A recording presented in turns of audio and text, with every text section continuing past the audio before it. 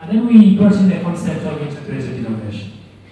And here we started thinking about, what about if we end up with something that in the lab works really well, but in the field cannot be implemented?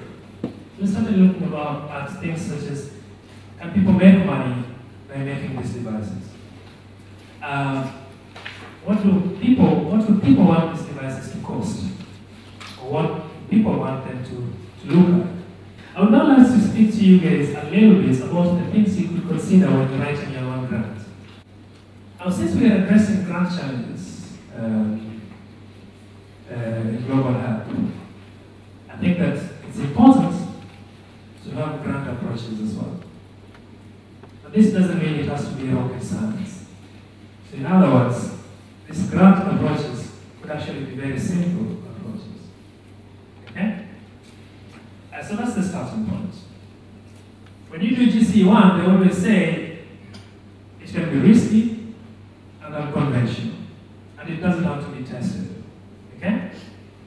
When you do GC phase 2, it can still be risky and unconventional, but the expectation is that at least you have tested it, or partially tested it. And so you're coming in with data. GC phase 1, you don't have any data perhaps, or maybe you have limited data. So, it's still very risky to do that kind of thing. But you have to remember that the riskier and the more unconventional, the greater the returns will be. So look at that journalist.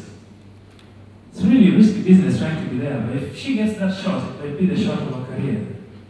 So the first thing you need to do is to make sure that you meet the essential criteria. So again, I apologize if some of this is going to be repetitive because most of this is being talked about. You need to make sure you meet the criteria. Now remember, of course, that your case can be genuinely different. For example, you might not be attached to a research institute. Okay? Now the GC grant mechanism allows you to have a grant even if you're not attached to a university. So you just need to explain. And make sure that your application can convince anyone who dares read it. So if you dropped that piece of paper on the road somewhere, and I picked it up, and I read it, but you were not there, you should make sure that I actually got the points. Okay, I could get the points. So if you can explain it to your grandmother, it means it will win. Okay? the expected outcomes should be crystal clear. I think this is also been said here. You have to say exactly what you're going to end up with. But it's not only the outcomes, it's also the contents of the proposal, including the objectives. They have to be extremely clear. So one of the challenges with this proposal, maybe it's not a challenge really, is that you have like 3,000 other applicants beside you. So unless you're communicating really, you just won't get the grant. So it's got to be extremely clear. Think about how you would explain your work to someone at a market. So if we met in town and I asked you what do you do, and you have only 3 minutes to tell me this.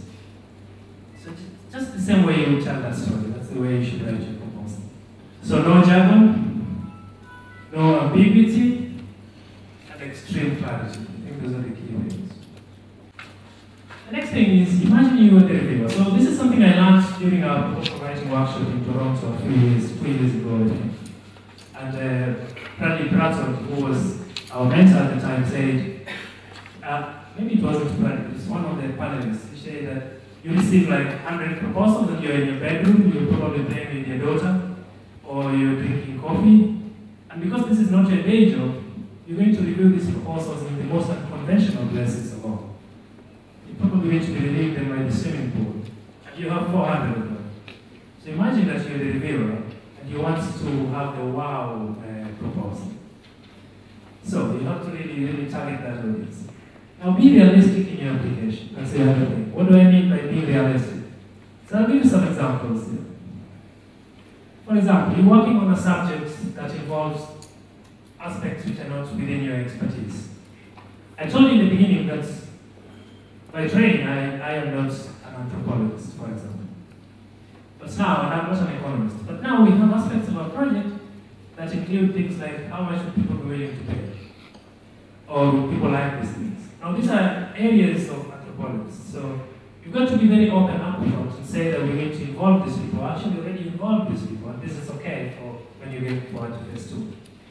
So, for example, involving economists and purchasing personnel, I think you have to be extremely clear and not try to hide any fact. Ensure that you do not conceal any unknowns. Instead, you must bring them forth and either list them as the next steps or explain how you're going to sort them out. Now, it doesn't always have to be $1 million. Okay? So GCE phase 2 says you have a budget of up to 1 million shillings. But remember, the budget should be commensurate to the work. Okay? So you don't have to apply for $1 million USD just because you're allowed $1 million. You could apply for 400, you could apply for 900, you could apply for 700. Just apply for what you need. Supplementary funding helps. We need to consider the donor as a partner, not as a source of finances always. In other words, if you get funding and you already did your phase 1 proposal, you have some nice results, it's absolutely okay to go to NIH and say, we have this idea, can you fund part of it? And then you will still go to the Gates Foundation and Grant Challenges Canada and say, well, part of this idea is already funded, all we need is just this little money to do this and this. Because then, again, this is a joint effort by many partners. And if you consider the donor as a partner rather than a source of income, I mean, it's also in the donor's interest to solve a global health problem. It's not just to distribute cash. So, think innovatively. So, in the beginning, when we say think innovation, we think about how to do the next new learning. But now, and Ken will agree with me, I hope that you need to combine that with commercialization a little bit. How are we going to go to the moon and still improve livelihoods and still make this sustainable?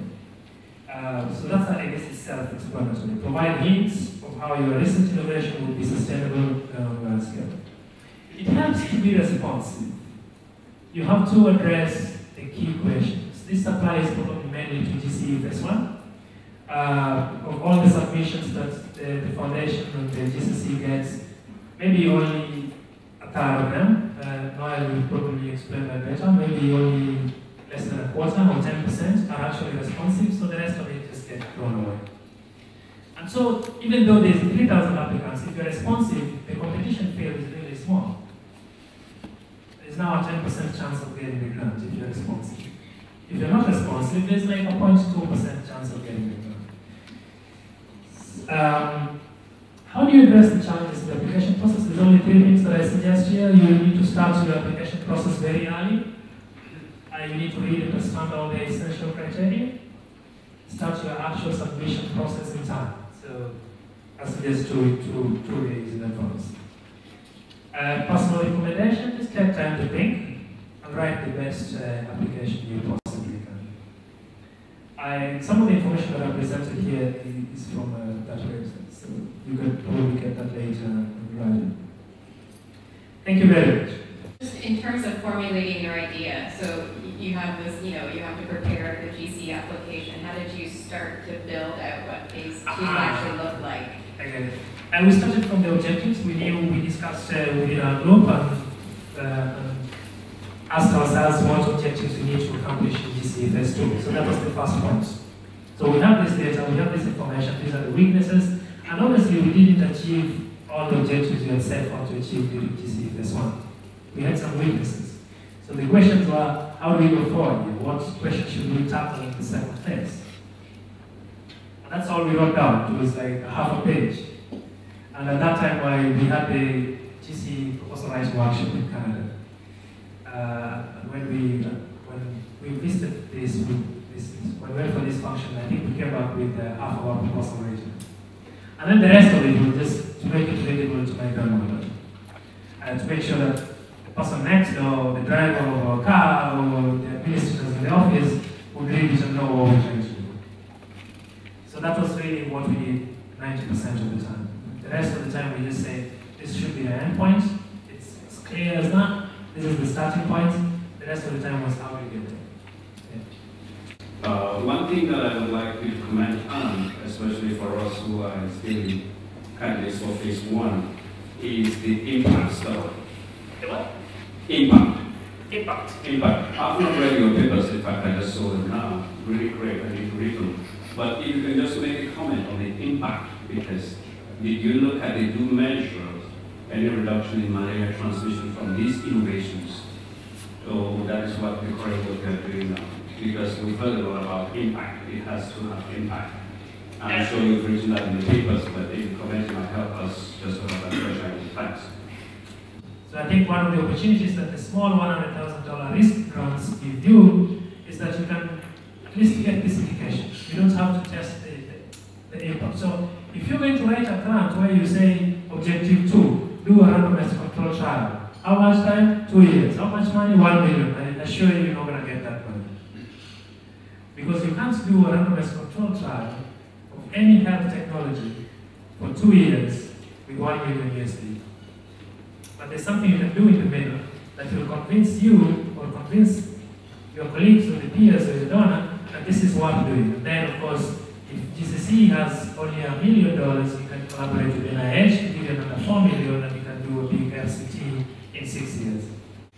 So I really like the idea when you were saying 90% of my time I spend it on making things simple, because that's also what I like to do. So my question is, in your project I imagine there were many competing systems existing, like other techniques of trying to kill mosquitoes and diminish malaria. How much of your effort did you put into investigating all the alternatives? And or how much of your effort did you put in, well, I know what the needs are. I have an innovative idea, and so I'm just going to try to put that idea as clearly as possible. Thank you very much. So in GCFS1, you're like a wild hunter. You're shooting there was a nice expression from the morning here, that you're trying to shoot a space-borne missile with a handheld gun. Shoot down a missile with a handheld gun. So that's really what you're trying to do in GCFS1. You can win or you can lose, but you have to try, okay? The difference, however, is that we try so many things, and then you select a few. That's all. So you will notice in many GCE reports, I guess the reviewers here will comment on that people probably report only on 3 or 4 successes. But you can be sure that over a period of 1 year, they probably did 20 experiments. And maybe only 3 of them worked. Okay?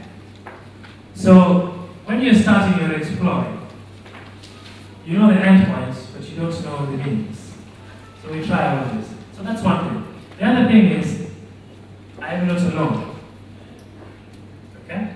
So, in GCFS1, I worked with 2 with 2 colleagues, co-investigators. One of whom was a GIS expert, Robert Swan, and you see their names over there in the publications.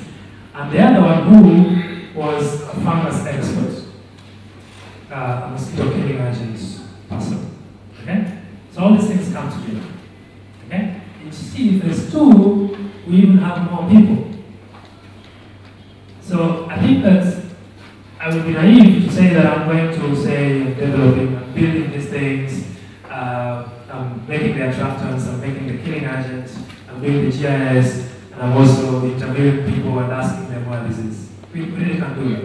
But as long as we know the means, we could then collaborate with people or hire people and make a group, and form a group and collaborate and make these things work.